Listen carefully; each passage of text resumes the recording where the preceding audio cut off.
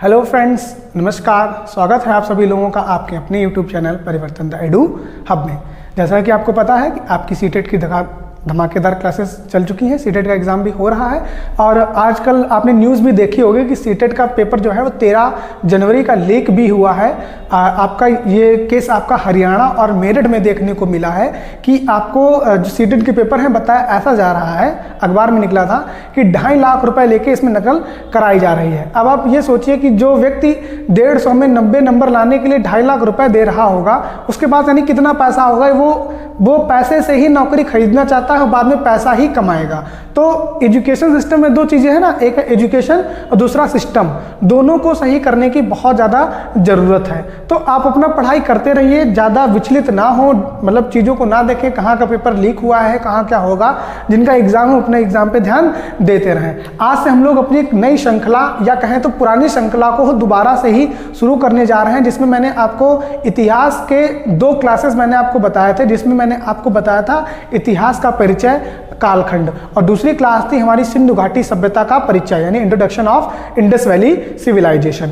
उसके बाद मैंने आपको बताया था कि आगे की क्लास आपकी ऐसे कंटिन्यू रहेंगी। आप चाहेंगे तो इस क्लास को देखने के बाद अपने नोट्स आप प्रिपेयर कर सकते हैं और आप विश्वास करिएगा ऐसे नोट्स आपको नॉर्मल क्लासेस में देखने को नहीं मिलेंगे जो मैं आपको यहाँ से प्रोवाइड करा सकता हूँ। तो आप अपना विश्वास हमारे साथ बनाए रखिएगा और इस वीडियो को पूरा देखिएगा, क्योंकि आज हम लोग पढ़ने वाले हैं सिंधु घाटी सभ्यता के स्थल, यानी जो स्थल आपके खोजे गए हैं वो कितने कहाँ पे हैं, मुख्य क्या हैं। अगर हम बात करें तो लगभग आपके 1600 जो स्थल हैं वो अभी तक खोजे जा चुके हैं। ठीक, 1600 प्लस हम लोग कह सकते हैं।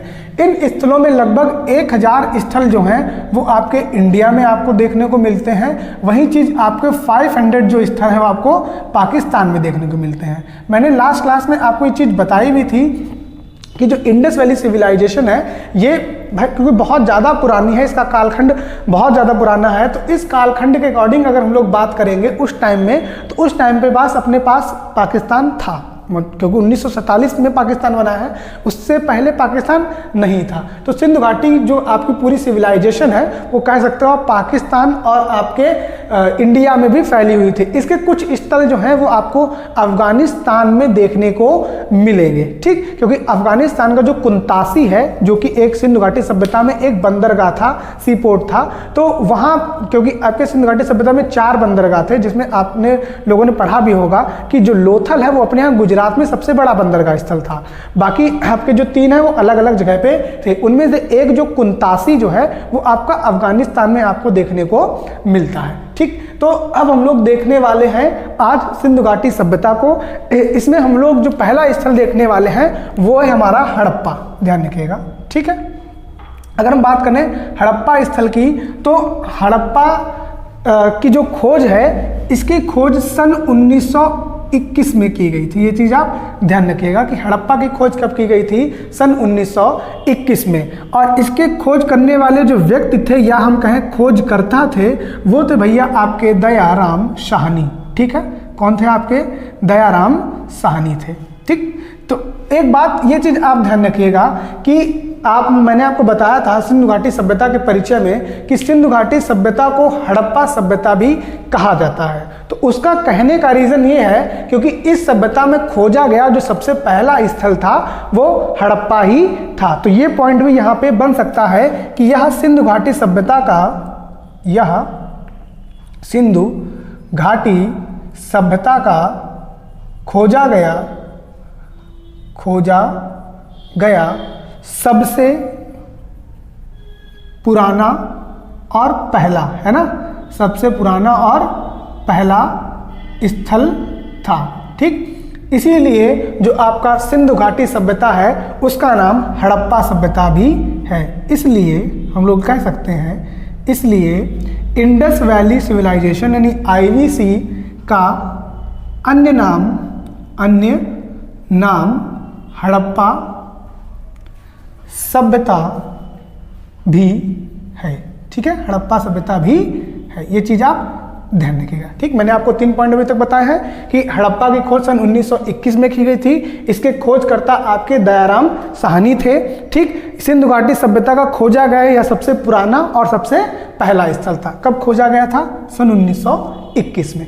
ठीक, ध्यान रखिएगा। इसलिए इंडस वैली सिविलाइजेशन, IVC का मतलब है आपका सिंधु घाटी सभ्यता, का अन्य नाम हमारा हड़प्पा सभ्यता भी हो सकता है। ठीक है ना। आगे समझिए, आगे इस चीज में हम लोग क्या लिख सकते हैं, यह वर्तमान समय में पाकिस्तान में है। ये चीज आप ध्यान रखिएगा। ठीक, तो आपका जो पाकिस्तान है वहां पे आपका ये स्थल पड़ता है। इस चीज को आप ध्यान रखिएगा क्योंकि इससे प्रश्न पूछा जाता है कि हड़प्पा जो आपका खोजा गया स्थल था वह कहाँ है, तो वर्तमान समय में आपके पाकिस्तान में है। ठीक, आगे अगर हम लोग बात करें कि ये स्थल फेमस क्यों है, क्योंकि यहाँ पर नटराज की मूर्ति प्राप्त होती है। अब नटराज की मूर्ति आप लोगों ने देखा होगा कि आपके जो भगवान शिव है इनका जो तांडव करता हुआ नृत्य है, आप यहाँ पे ये पिक देख पा रहे होंगे इस समय कि ये जो आपको मूर्ति दिख रही है आपके भगवान शिव का, आपने देखा होगा जो तांडव करता हुआ नृत्य है वो यहाँ पे देखने को मिला है। इसी मूर्ति को हम लोग क्या कहते हैं, नटराज की मूर्ति कहते हैं। ठीक, ये पिक में आप देख सकते हैं नटराज की मूर्ति आपके सामने है। तो भगवान शिव का जो तांडव करने वाला जो रूप है वो नटराज का होता है। ठीक है, आगे यहाँ पे क्या मिला है, यहाँ पे आपको ये चीज ध्यान रखिएगा, स्त्री के गर्भ से वृक्ष निकलता हुआ दिखाया गया है। यानी यहाँ पे एक चित्र मिला है, उस चित्र में आपको स्त्री के गर्भ से एक वृक्ष निकलता दिखाई दिया है। ठीक है, इन स्त्री को बोला क्या गया है, तो ये चीज ध्यान रखिएगा, इन्हें उर्वरकता की देवी यानी हम लोग कह सकते हैं कि कहा जाए एक तरीके से तो पृथ्वी माँ को दिखाने के लिए, क्योंकि हम लोग पृथ्वी माँ से ही क्या प्राप्त होता है, अन्न वगैरह प्राप्त होता है। तो यहाँ पे जो एक स्त्री का चित्र दिखाया गया है जिसके गर्भ से पेड़ निकल रहा है, ठीक, तो वहाँ पे आपको पूछा जाता है कि निम्न में से किस देवी का वो रूप हो सकता है, तो उर्वरकता की देवी, यानी जो आपकी चीजें पैदा करती हैं। ठीक, आगे अगर हम लोग बात करें तो यहाँ क्या देखने को मिला है, तो यहाँ पे आपको सांप को मुंह में दबाए हुए सांप को मुंह में दबाए हुए गरुड़ का चित्र देखने को मिलता है। ठीक, ये भी एक इंपॉर्टेंट फैक्ट है कि सांप को मुंह में दबाए हुए गरुड़ का चित्र कहाँ पे मिला है, तो आपके हड़प्पा सभ्यता में। ये जो मेन चीजें हैं यहीं से आपके हड़प्पा से प्रश्न बनता है। एक बार फिर से देख लेते हैं कि हड़प्पा सबसे पहला खोजा गया स्थल था जिसे सन 1921 में दयाराम साहनी ने खोजा था। अब अगर आपको याद नहीं होता है तो तरीका आपको याद करने का है, हड़प्पा में आप एक शब्द खोज सकते हैं, पप्पा मतलब पापा, है ना। और जब भैया पापा मारते हैं तो हम लोग क्या करते हैं, दया करो अब मत मारो, बहुत मतलब पिटाई आपने लगा ली है, तो पापा से हम लोग क्या मांगते हैं, दया की भीख मांगते हैं। ठीक है, तो आप इसको ऐसे रिलेट कर सकते हो। इसकी खोज कब की गई थी, तो सन 1921 में, यह सिंधु घाटी सभ्यता का खोजा गया सबसे पहला और पुराना स्थल था, इसीलिए जो सिंधु घाटी सभ्यता है उसका नाम आपका हड़प्पा सभ्यता भी पड़ गया।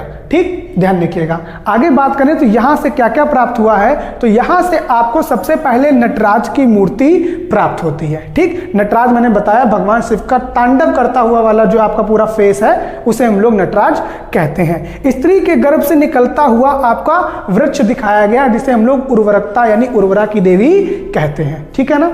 आगे आपका एक चित्र देखने को मिला है जिसमें सांप को मुंह में दबाए गरुड़ क्या है, उड़ रहा है, तो ये भी आपको एक चीज देखने को मिलती है। ठीक, आगे अगर हम लोग बात करें तो अगला स्थल जो है हमारा वो है मोहनजोदड़ो।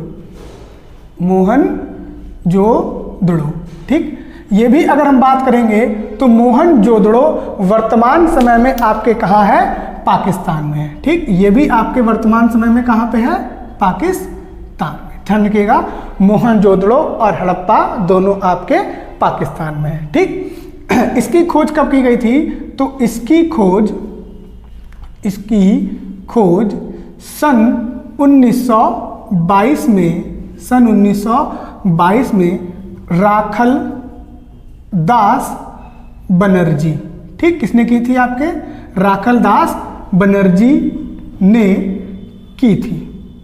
ठीक, ये चीज आप ध्यान रखिएगा। मोहनजोदड़ो आपका दूसरा खोजा गया स्थल था जिसकी खोज सन 1922 में आपके राखल दास बनर्जी ने की थी। यह स्थल भी आपका पाकिस्तान में पड़ता है। ठीक, आगे देखिए।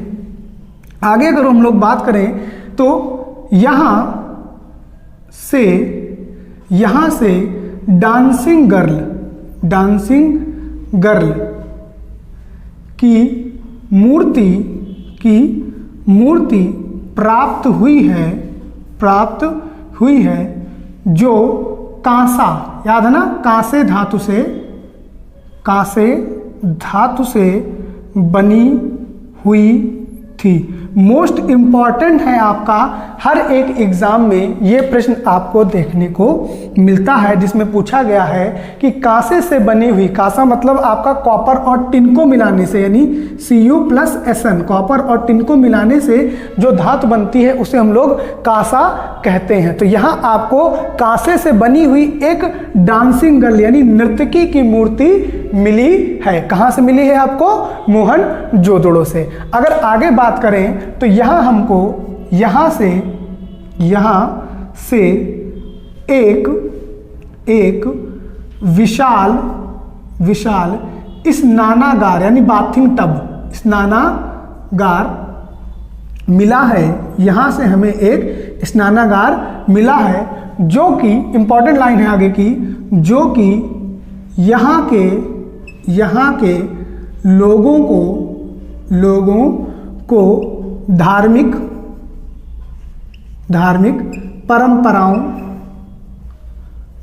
परंपराओं से जोड़ता है, जो कि यहाँ के लोगों को धार्मिक परंपराओं से जोड़ता है। अब आप देखिए बाथिंग टब की फोटो आपको यहाँ पे लगी हुई दिख रही है। अब आप इस बाथिंग टब में देख सकते हैं कि देखिए ये टब थोड़ा अलग तरीके का है। जिन्होंने लोगों ने कुंड वगैरह देखा होगा तो वो देख सकते होंगे कि ऊपर से नीचे की तरफ इसमें देखिए आपको सीढ़ियां देखने को मिल रही हैं। ठीक, इसमें होता था क्या कि इसमें जो आपकी जो फर्श थी यहाँ पे आपका यहाँ पे आपका जो प्राकृतिक कोल होता है जिसको हम लोग तारकोल बोलते हैं, वो लगा के ईंटें जमा दी जाती थी और इसमें पानी भर दिया जाता था। ठीक, इसी से पानी निकाल के बाहर नहाया जाता था। ध्यान रखिएगा, इसमें कुंड में उसको हम लोग कह रहे हैं बाथिंग टब को, इसमें अंदर नहीं नहाया जाता था, इसी के बाहर क्या किया जाता था? बाहर नहाया जाता था। इसीलिए आप इसमें देख रहे होंगे जो सीढ़ियां बनी है और नीचे को जो आप स्थल देख पा रहे हो इसमें नीचे प्राकृतिक कोल का यूज किया जाता था ईंटों को जोड़ने के लिए। ठीक, ये चीज आप ध्यान रखिएगा। अब इसको मैं रफ कर देता हूं, आप चाहें तो इसका स्क्रीनशॉट ले सकते हैं। तो हम लोग मोहनजोदड़ो के बारे में देख रहे थे। मोहनजोदड़ो मैंने आपको 2 पॉइंट अभी लिखाए हैं जिसमें मैं आपको बता रहा था कि जो आपके बाथिंग टब मिला है, स्नानागार मिला है, ये धार्मिक परंपराओं को दिखाता है। इस स्नानागार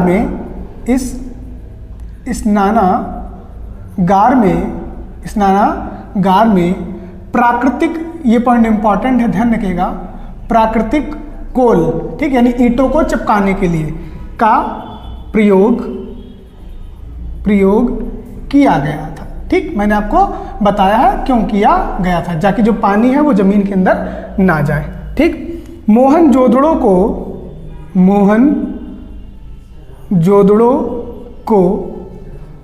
इंपॉर्टेंट पॉइंट है, मृतकों का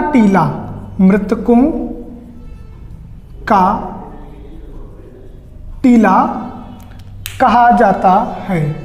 मृतकों का टीला कहा जाता है। ठीक, ये चीज आप ध्यान रखिएगा। पूछा जाता है कि निम्न में से सिंधु घाटी सभ्यता में वह कौन सा स्थल है जिसे मृतकों का टीला कहा जाता है? तो वो भैया स्थल आपका हो जाएगा मोहनजोदड़ो। ठीक, आगे अगर बात करें तो यहाँ से पक्की ईंटों से बने भवन यानी घर, भवन मतलब घर का साक्ष्य मिलता है, घर का साक्ष्य मिलता है। अब उसका रीज़न क्या है, क्योंकि यहाँ पे जो आपको पक्की ईंटें मिली हैं, ये चीज़ आप ध्यान रखिएगा, यहाँ पे जो आपको पक्की ईंटें मिली हैं, इन्हीं पक्की ईंटों को, यानी जो आपकी पक्की ईंटें होती थी, इन्हीं पक्की ईंटों को टेरीकोटा क्या कहा गया है, टेरीकोटा कहा जाता है। ठीक, इन्हीं पक्की ईंटों को क्या कहा जाता है, टेरीकोटा। और भैया जो आपकी ये ईंट होती थी, अगर हम बात करें, जैसे आपकी ये ईंट है, ठीक, तो इस ईंट की एक डायमेंशंस थी जो क्या थी आपकी 4 का 1, ये चीज आप ध्यान रखिएगा, नहीं आपके 1 2 का 4 या 4 2 का 1, 4 इसकी लंबाई, 2 इसकी क्या कहते हैं चौड़ाई और 1 इसकी ऊंचाई। तो ये आपके पक्की ईंटों से बने हुए जो भवन है वो मिले हैं। इन्हीं पक्की ईंटों को क्या कहा जाता है, टेरीकोटा कहा जाता है। इसी पक्की ईंट की अगर बात करेंगे तो इसकी जो डायमेंशंस हैं, विमाएं हैं, वो 4:2:1 के अनुपात में आपको देखने को मिलती हैं। ठीक, आगे अगर हम लोग बात करें तो यह स्थल सिंधु नदी के किनारे पड़ता है। ठीक, ध्यान रखिएगा। ठीक है, अगर पूछा जाए कि मोहनजोदड़ो कहाँ पड़ता है, तो मोहनजोदड़ो आपका सिंधु नदी के किनारे पड़ता है। वहीं आपका हड़प्पा जो है वो आपको रावी नदी के किनारे देखने को मिलता है। तो ये हमारा हो गया आपका मोहनजोदड़ो। और अब हम लोग आगे पहुंचते हैं अगले स्थल पे, जो कि है हमारा का चन्हूदड़ो। ठीक, चन्हूदड़ो ये भी आपका सिंधु घाटी की सभ्यता में खोजा गया एक प्रमुख स्थल है। ये भी वर्तमान समय में आपके पाकिस्तान में है। ध्यान रखिएगा, मैं पहले आपको पाकिस्तान के जो फेमस स्थल हैं वो बता रहा हूं, फिर उसके बाद हम लोग भारत के स्थलों की भी अभी चर्चा करेंगे। तो चन्हूदड़ो जो आपका खोजा गया स्थल है, ये भी कहाँ है, आपका पाकिस्तान में है। ठीक, बात करें इसकी खोज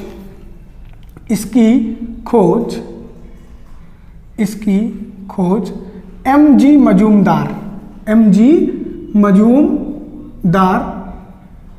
मजूमदार ने सन 1930 में की थी। ये चीज़ आप ध्यान रखिएगा कि चन्हूदड़ो की खोज सन 1930 में एम.जी. मजूमदार साहब ने की थी। यहाँ का जो एक साक्ष्य है वो बहुत ज़्यादा इम्पॉर्टेंट है, और वो भैया साक्ष्य है आपका लिपस्टिक का। ठीक है, ध्यान रखिएगा, यहाँ से आपको लिपस्टिक का साक्ष्य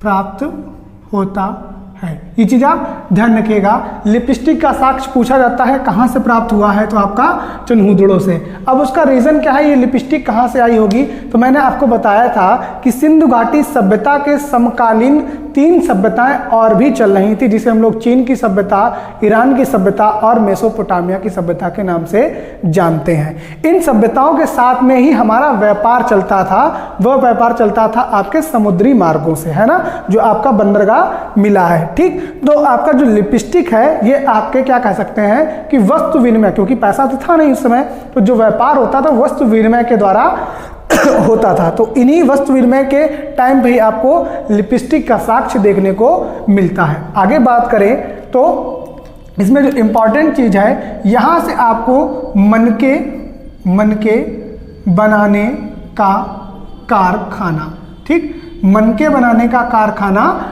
प्राप्त होता है। पूछा जाता है कि मनका बनाने का कारखाना कहाँ से प्राप्त हुआ है, तो भैया अब ध्यान रखिएगा, सिंधु घाटी सभ्यता के चन्हूदड़ो नामक स्थल से आपको मनके बनाने का कारखाना प्राप्त होता है। अब ये मनका होता क्या है, मनका आपका जो मटका होता है उसी को एक आकार दे देना, और मनका एक मूंगा भी आपका होता है। तो इस प्रकार की जो चीजें बनती हैं उस प्रकार को हम लोग मनका कहते हैं। तो ये भी आपको वहां से प्राप्त हुआ है। अगर आगे हम लोग बात करें तो आगे यहां से क्या प्राप्त हुआ है, तो बड़ा इंटरेस्टिंग फैक्ट है कि बिल्ली का पीछा करते हुए,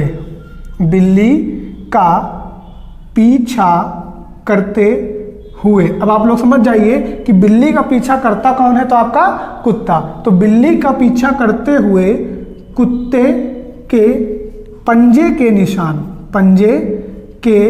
निशान प्राप्त हुए हैं। ठीक, हो सकता है ये भी पूछ दिया जाए कभी कभी कि बिल्ली का पीछा करते हुए कुत्तों के पंजे के निशान कहाँ से यानी किस स्थल से प्राप्त हुए, तो आपके चन्हुदड़ो। ठीक, चन्हुदड़ो है कहाँ आपका, पाकिस्तान में। इसकी खोज किसने की थी, एमजी मजुमदार ने। कब की थी, सन 1930 में। यहाँ से आपको लिपस्टिक का साक्ष्य मिलता है, मनके बनाने का कारखाने का साक्ष्य मिलता है, और बिल्ली का पीछा करते हुए कुत्ते के पंजे के निशान भी आपको देखने को मिलते हैं। आप इसका स्क्रीनशॉट लीजिए, फिर आगे हम लोग अपने नए स्थल यानी लोथल के बारे में चर्चा करेंगे। अब हम लोग अपने नेक्स्ट स्थल की बात करने वाले हैं, जो आपकी हो जाएगा लोथल। ठीक, अब हम लोगों ने जो पाकिस्तान में मेन थे उन्हें देखा है, अब हम लोग आ गए हैं अपने भारत में, प्यारे भारत में। ठीक, तो यह स्थल आपका भारत में पड़ता है। पूछा जाए भारत में कहाँ पे, तो गुजरात। ठीक, गुजरात। ठीक है, ध्यान रखिएगा। इसकी खोज किसने की थी, तो इसके जो खोजकर्ता थे, इसके कौन है वो खोजकर्ता। अगर खोजकर्ता की बात करेंगे तो वो है आपके एस.आर. राव। ठीक, एस.आर. राव साहब जो हैं वो लोथल के खोजकर्ता हैं। पूछा जाए ये किस नदी के किनारे है, किस नदी के किनारे है, तो ध्यान रखिएगा ये लोथल आपका भोगवा नदी, ठीक, भोगवा नदी के किनारे पड़ता है। ठीक, 3 पॉइंट ध्यान रखिएगा कि ये आपका भारत में है। भारत के किस स्टेट में है, तो गुजरात में है। इसके खोजकर्ता कौन है, तो एस.आर. राव महोदय हैं। किस नदी के किनारे है, तो आपका भोगवा नदी के किनारे है। अब मेन इंपॉर्टेंट पॉइंट क्या है, तो यह सिंधु घाटी सभ्यता का एक बंदरगाह यानी जिसे हम लोग अपनी भाषा में बंदरगाह और इतिहासकारों की भाषा में गोदीवाड़ा कहते हैं। ठीक है, ये चीज़ आप ध्यान रखिएगा इस वर्ड को। यह इंडस वैली सिविलाइजेशन का एक बंदरगाह जिसे हम लोग गोदीवाड़ा कहते हैं, बंदरगाह स्थल था। ठीक, मैंने बताया ना, क्योंकि यहाँ से व्यापार होता था और व्यापार होने का जो कारण था वो आपका बंदरगाह। ठीक, आगे क्या है, यहाँ से सती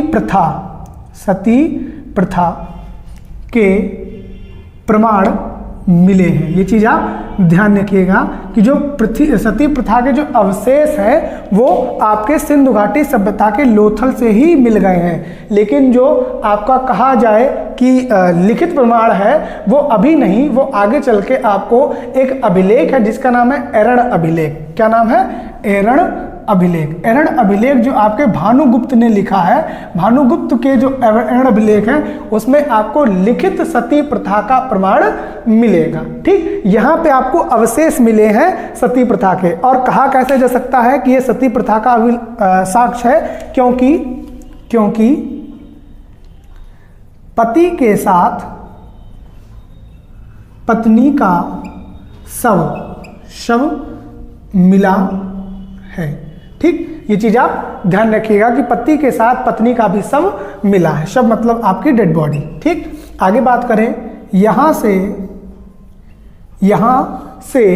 मम्मी जानते ना आप लोग, ठीक है, जो इजिप्ट वगैरह में होती हैं आपकी मम्मी, यानी जो मनुष्य आपका जब अपने अंतिम दिनों की यात्रा तय करके मृत लोक को प्राप्त हो जाता है तो उसके शरीर पे जड़ी बूटियों का लेप लगा के बद्धी से उसे बांध लिया जाता है। तो इस बद्धियों से बांधने के बाद ऐसा कहा जाता है कि हो सकता कि कुछ दिनों बाद ये जीवित हो जाए या इस पर किसी प्रकार का शोध किया जा सके। तो या तो शोध करने के लिए या अपने धार्मिक परंपराओं को जीवित रखने के लिए आपको यहाँ से मम्मी का साक्ष्य मिला है। ठीक, ध्यान रखिएगा।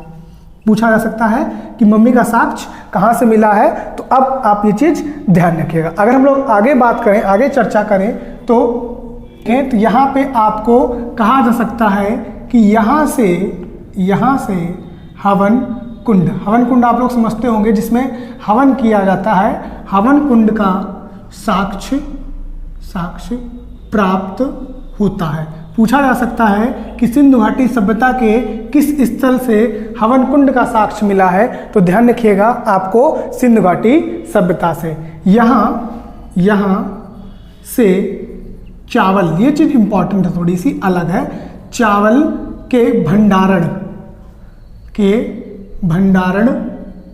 के प्रमाण मिले हैं। ठीक, तो ये चीज़ आप थोड़ा ध्यान रखिएगा कि सिंधु घाटी सभ्यता के लोग जो है वो चावल की खेती नहीं करते थे। ये चीज़ आप ध्यान रखिएगा। पूछा जा सकता है कि निम्न में से कौन सी फसल की खेती सिंधु घाटी सभ्यता के लोग नहीं करते थे। तो यहाँ के लोग चावल की खेती नहीं करते थे, लेकिन चावल के भंडारण, समझते हैं ना आप, रखने का साक्ष्य मिला है। उसका रीज़न क्या है? क्योंकि ये स्थल जो आपका है वो बंदरगाह स्थल था, हमने बताया ना। और जो व्यापार होता था वो वस्तु विनिमय होता था कि एक वस्तु दी जाती थी, उसके उपरांत दूसरी वस्तु ले ली जाती थी। तो एक तरीके का एक्सचेंज हम लोग कह सकते हैं कि इन्होंने गेहूं वगैरह किसी को दिया होगा और चावल वगैरह ले लिया। ठीक, तो यहां से आपको चावल के भंडारण के प्रमाण मिले हैं, ना कि चावल की उपज के। ठीक, ध्यान रखिएगा। आगे अगर हम लोग बात करें तो अगला स्थल जो हमारा आ जाता है वो हो जाता है कालीबंगा। ठीक, कालीबंगा। कालीबंगा बात करें तो हमने अभी बताया, अब हम भारत में ही बात कर रहे हैं। तो ये मौजूदा समय में आपका राजस्थान डिस्ट्रिक्ट में पड़ता है, यानी राजस्थान स्टेट में आपका कालीबंगा नामक एक सिंधु घाटी सभ्यता का स्थल देखने को आपको मिलता है। ठीक, अगर पूछा जाए कि इसके खोजकर्ता कौन थे, तो इसके भैया खोजकर्ता है अमलानंद घोष। कौन है आपके? अमलानंद घोष। तो घोष बाबू ने आपके बंगाल, यानी बंगाल के लोग जो होते हैं ना, आपने अगर ये वर्ड सुना होगा बंगाल, तो बंगाल में घोष बाबू बहुत रहते हैं। ठीक, तो इसके जो खोज करता है वो कौन है? अमलानंद घोष। अगर पूछा जाए कि यह स्थल किस नदी के किनारे है, तो भैया यह आपका घग्गर नदी, किस नदी के किनारे है? घग्गर नदी। तो यह स्थल आपका घग्गर नदी के किनारे देखने को आपको मिलता है। ठीक, अब यहाँ से साक्ष्य जो मिले हैं, तो कालीबंगा से क्वेश्चन बनता है। ठीक, क्यों बनता है? क्योंकि यहाँ से आपको सबसे पहले सरसों का साक्ष्य मिला है। ये चीज़ आप ध्यान रखिएगा, सरसों का साक्ष्य प्राप्त हुआ है। ठीक, सरसों का साक्ष्य प्राप्त हुआ है। एक चीज और है, यहाँ पर बात करेंगे हम लोग, यहाँ पर जुते हुए खेत है ना, जुते हुए खेत का साक्ष्य मिला है। तो पूछा जाता है कि जुते हुए खेत का साक्ष्य कहाँ से मिला है, तो वो भैया आपको कालीबंगा से मिला है। आप इस पिक में देख सकते हो कि जो आपको ये लाइनें दिख रही हैं ना, इन लाइनों को हम लोग सीता लाइनें कहते थे। सीता मतलब जो हल से जुती हुई लाइनें होती हैं उन्हें हम लोग सीता लाइनें कहते हैं। तो इन जुते हुए खेतों का जो साक्ष्य मिला है वो आपको कालीबंगा से मिला है। आप इसका स्क्रीनशॉट ले लीजिए, फिर हम लोग इसी स्थल के बारे में आगे चर्चा करते हैं। अब हम लोग आगे अगर चर्चा करें तो आगे आपका गुजरात का एक और स्थल है जिसे हम लोग सुरकोटदा कहते हैं। ठीक, अगर हम लोग बात करें सुरकोटदा की, तो ये भी आपका, मैंने जैसे अभी बताया, गुजरात में आपको देखने को मिलता है। ठीक है, यह स्थल गुजरात में ही है और इसकी खोज आपके वही जगपति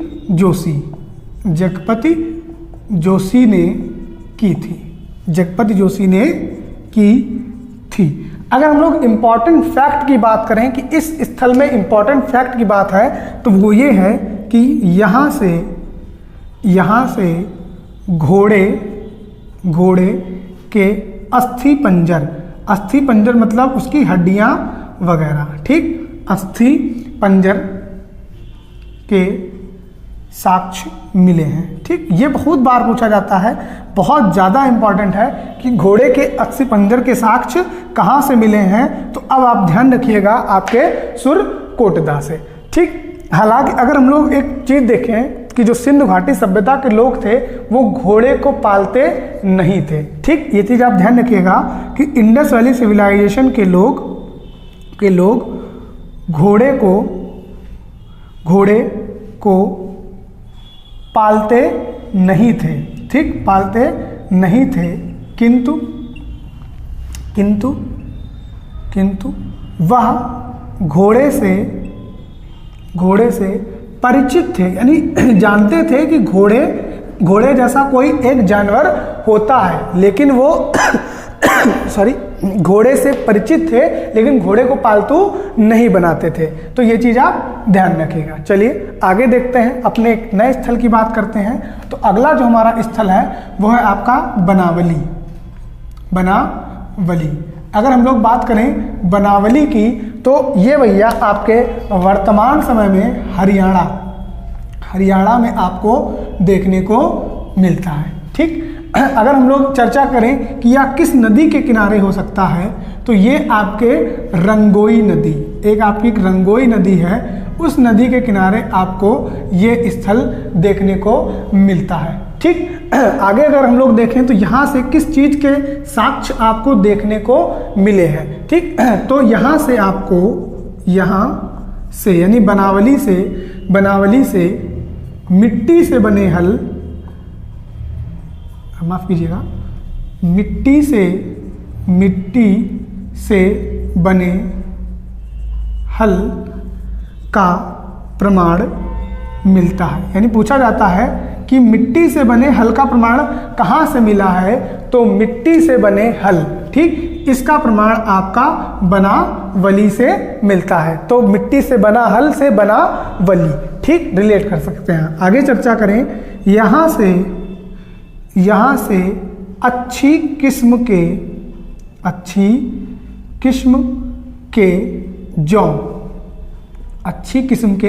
जौ के साक्ष्य मिले हैं। ठीक, यहाँ से आपको अच्छी किस्म के जौ के साक्ष्य मिले हैं। इस चीज़ पे मैंने चर्चा आपको पहले की थी कि आपके जब हम लोग बढ़े थे कि सिंधु घाटी सभ्यता के लोग कृषि करना जानते थे, उन्होंने सबसे पहले जौ और गेहूं नामक 2 फसलों की कृषि की थी। तो अच्छी किस्म के जो जौ के साक्ष्य हैं भैया वो आपको यहीं से यानी बनावली से देखने को मिलते हैं। आगे अगर हम लोग बात करें, अगला जो हमारा स्थल निकल के आता है वो है रोपड़। ठीक, रोपड़ की बात करें तो ये वर्तमान समय में आपके पंजाब, ठीक, भगवंत मान सिंह का जो है पंजाब यानी जहाँ के सीएम है इस समय, पंजाब में आपका ये स्थल मिलता है। ठीक, ये स्थल फेमस था यहाँ पर पुरुष के साथ कुत्ते का दफन किया हुआ सब मिलता है। सब क्या ही मिलेगा, मतलब अस्थि पंजर मिले होंगे कुत्ते और पुरुष के एक साथ में, जिसमें कहा जा सकता है कि जो आपके सिंधु घाटी सभ्यता के लोग थे उन्होंने सबसे पहले किस जानवर को पाला था, तो कुत्ते को उन्होंने अपना पालतू पशु बनाया था। ये चीज़ आप ध्यान रखिएगा। ठीक, आगे अगर हम लोग बात करें इसकी खोज किसने की थी, तो इसकी खोज भैया आपके यज्ञदत्त शर्मा, ठीक, यज्ञदत्त शर्मा ने आपके रोपड़ की खोज की थी। तो आज के इस वीडियो में हम लोगों ने लगभग आपके सिंधु घाटी सभ्यता के जो प्रमुख स्थल हुए हैं, जिसमें मैंने पहले आपको हड़प्पा बताया, फिर मैंने आपको मोहनजोदड़ो बताया, फिर मैंने आपको चन्हूदड़ो बताया, फिर लोथल बताया, फिर मैंने आपको कालीबंगा बताया। कालीबंगा के बाद हम लोगों ने धौलावीरा पे चर्चा की, धौलावीरा के बाद हम लोगों ने सुरकोटदा, और सुरकोटदा के बाद हम लोगों ने बनावली और फिर रोपड़ पे चर्चा की। आपके इन्हीं स्थलों से जो भी साक्ष्य मिले हैं उन्हीं पे आपके बार बार आपके विभिन्न वनडे एग्जाम या फिर कहें यूपीएससी वगैरह में क्वेश्चन जो सीसेट होता है उससे उठते हैं। अपने अगली क्लास में हम लोग चर्चा करेंगे सिंधु घाटी सभ्यता का पतन और उसके सामाजिक, राजनीतिक और उनका धार्मिक जीवन। आज के लिए इतना ही। अपना प्यार हमारे साथ बनाए रखिएगा, वीडियो को शेयर कर दीजिएगा, चैनल को बिना सब्सक्राइब किए मत जाइएगा। Thank you. तो आगे अब हम लोग देखते हैं कि जो मैं आपको कालीबंगा के बारे में बता रहा था, तो वहाँ पे मैंने आपको 2 पॉइंट बताए कि सरसों का साक्ष्य आपको देखने को मिलता है, साथ में आपको जुते हुए खेत का। ठीक, आगे अगर हम लोग बात करें तो यहाँ पर एक बच्चे के कपाल मतलब बच्चा सिर होता है, ठीक, ध्यान रखिएगा, जो सिर आपका हेड होता है, कपाल में छेद और उसे ठीक करने यानी टाके वगैरह का साक्ष्य मिला है, ठीक करने का प्रमाण प्रमाण मिला है, प्रमाण मिला है जिससे यह कहा जा सकता है, जिससे यह कहा जा सकता है कि इंडस वैली सिविलाइजेशन यानी सिंधु घाटी सभ्यता के लोग सर्जरी समझते ना आप, जो आपका मांस वगैरह में जो पूरा ठीक किया जाता है सिलिल के, सर्जरी सिंधु घाटी सभ्यता कहा जा सकता है कि सिंधु घाटी सभ्यता के लोग सर्जरी से परिचित थे, यानी वो सर्जरी करना जानते थे। ये चीज आप ध्यान रखते हैं, ठीक है। चलिए आगे बात करें तो यहां से और क्या मिला है, यहां से एक सींग वाले यानी एक सींग वाले देवता का चित्र प्राप्त हुआ है, ठीक। पूछा जा सकता है कि सिंधु घाटी सभ्यता के किस स्थल से एक सींग वाले देवता का आपका चित्र प्राप्त हुआ है, तो कालीबंगा से। कालीबंगा का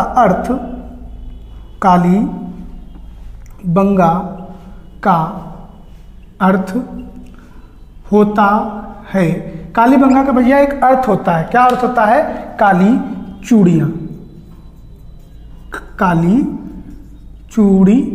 ठीक। तो ये चीज़ आप ध्यान रखिएगा, क्या क्या मैंने बताया आपको कालीबंगा में। तो कालीबंगा स्थल आपके वर्तमान समय के राजस्थान में पड़ता है, ठीक। इसकी खोज आपके अमलानंद घोष महोदय ने की थी। यह आपका स्थल घग्गर नदी के किनारे पड़ता है। यहाँ से आपको सरसों का, जुते हुए खेत का, सर्जरी का, एक सरंगी वाले पशु का साक्ष्य देखने को मिलता है। कालीबंगा का अर्थ होता है काली चूड़ियाँ। अब हम लोग आगे बढ़ते हैं। आगे अगर हम लोग चर्चा करें तो अगला स्थल जो हमारा आता है वो आता है धौलावीरा, ठीक है। धौलावीरा की अगर बात करें तो भैया ये आपका वर्तमान समय में आपके गुजरात में है, ठीक, गुजरात में है। अगर हम बात करें ये किस नदी के किनारे है, तो ये आपको मनहर और मनसर, दो नदियां हैं आपकी, मनहर और मनसर नदी के किनारे यह स्थल मिलता है, ठीक, यह स्थल मिलता है। तो मनहर और मनसर नदी के किनारे मिलने वाला धौलावीरा स्थल आपके गुजरात राज्य में है। गुजरात में ही हमने अभी एक लोथल भी देखा था। अगर आगे चर्चा करें तो इस स्थल की खोज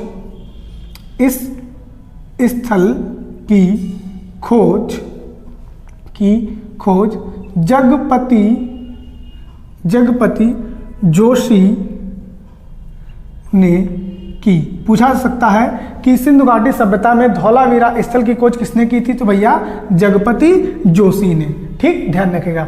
अब इसको रिलेट करना हो तो कैसे ध्यान सकते हैं, वीरा में देखो वीर वर्ड छुप रहा है और जोश, जिसके अंदर जोश होता है वो वीर होता ही होता है, यानी वीर नहीं होता तब भी वह वीर बन जाता है, ठीक। आगे बात करें तो धौलावीरा का अर्थ है, जैसे हम लोगों ने देखा कि कालीबंगा का अर्थ होता है काली चूड़िया, वैसे ही धौलावीरा का अर्थ है आपका पत्थर के जलाशय। ये चीज आप ध्यान रखिएगा, पत्थर के जलाशय, ठीक। जो धौलावीरा का अर्थ होता है वो क्या होता है, पत्थर का जलाशय। वही अगर हम बात करें कालीबंगा का क्या अर्थ होता है, तो काली चूड़ियाँ। आगे देखते हैं, यह नगर यानी यह स्थल या नगर, ठीक। तो यह स्थल तीन भागों में बटा था। क्वेश्चन पूछ देते हैं आपसे, निम्न में से वह कौन सा स्थल है जो तीन समूह या तीन भागों में बटा था, तो आपका धौलावीरा जो है ये तीन भागों में आपका बटा हुआ था। इसमें जो इंपॉर्टेंट पॉइंट है ये है कि यूनेस्को की विरासत स्थल सूची में, यूनेस्को की विरासत स्थल सूची में इसे यानी धौलावीरा को 40 नंबर यानी 40वें स्थान पर जगह मिली। ठीक, ये चीज़ आप ध्यान रखेंगे। पूछा जा सकता है निम्न में से कौन सा स्थल है जिसे यूनेस्को ने अपने विरासत स्थल सूची में शामिल किया है, तो धौलावीरा। ठीक, आप इसका स्क्रीनशॉट ले लीजिए। फिर हम लोग आगे देखने वाले हैं जो आपके बचे हुए स्थल हैं वो।